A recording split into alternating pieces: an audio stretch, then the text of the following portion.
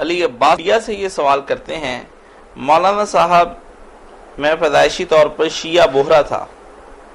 اور کافی تحقیق کے بعد میں اہل حدیث ہو گیا ہوں، باوجود اس کے کہ میں نے کبھی حضرت معاویہ اور تراویح کو نہیں مان سکا، کیا ایسا کرنا صحیح ہے؟ جب شیعہ کو دعوت دے رہے ہوں تو کیا ہم یہ کہہ سکتے ہیں کہ اہل حدیث مثلاً علماء مثلاً نواب صدیق حسن صاحب بھی حضرت معاویہ کو اسلام میں خرابی کا ذمہ دار ٹھہراتے ہیں اور اس سے بیزاری کا اعلان کرتے ہیں اور ان کے نام کے ساتھ رضی اللہ بھی نہیں لکھتے،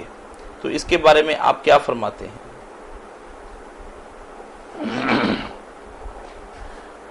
آپ اگر پیدائشی شیعہ تھے تحقیق کے بعد اہل حدیث ہو گئے تو کوئی بات نہیں، پہلے بھی آپ اسلام میں تھے، اب بھی اسلام نہیں ہے،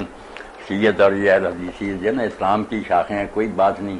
تو کچھ لوگوں تک پہنچا ہوا بیچارے ان پر اعتماد کیے ہوئے۔ باقی جو کہتے ہیں نا کہ سنی ہونے کے باوجود آپ کو حضرت معاویہ کے بارے میں اطمینان نہیں ہوا کہ انہوں نے ایسے کام کیے، تو یہ کوئی برائی نہیں، اہل سنت بھی سب مانتے ہیں کہ معاویہ رضی اللہ سے بڑے بڑے کبیرہ گناہ ہوئے، حضرت علی رضی کے خلاف بغاوت بھی بہت بڑا جرم ہے، حضور نے خود فیا باغیہ فرمایا، اور یہ تراویح بھی جو ہے حضرت عمر رضی اللہ خود کہتے ہیں کہ اچھی بدعت ہے، اس سے پچھلے وقت پڑھنا بہتر ہے، مگر بہرحال چونکہ صحابہ کرام کے دور میں یہ جاری ہو گئی اور پھر ساری امت نے یہ کام شروع کیا، اس لیے حرام اور بدعت نہیں کہنا چاہیے، جو پڑھتے ہیں پڑھتے رہیں۔ باقی جو خلفاء کی سنت پر عمل کرنا چاہتا ہے، خود حضرت ابوبکر، عمر، عثمان، علی، یہ سارے پچھلی وقت تہجد کے وقت پڑھتے تھے، افضل وقت وہی ہے، اس لیے تراویح کی بجائے اگر کوئی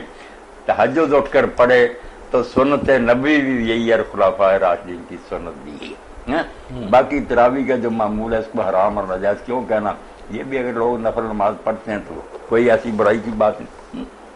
حضرت معاویہ رضی اللہ ایسے ہی ہیں کہ انہیں نا گالیاں نہیں دینا چاہیے، بہت بڑا احسان جو کیا نا نواب صدیق حسن سارے نیک لوگوں نے وہ یہی ہے کہ ہم ان کے بارے میں سب و شتم نہیں کرتے، لعنت نہیں کرتے، اللہ سے دعا کرتے ہیں کہ اللہ ان کے وہ کبیرے معاف کرے، مگر کام بہت غلط ہے،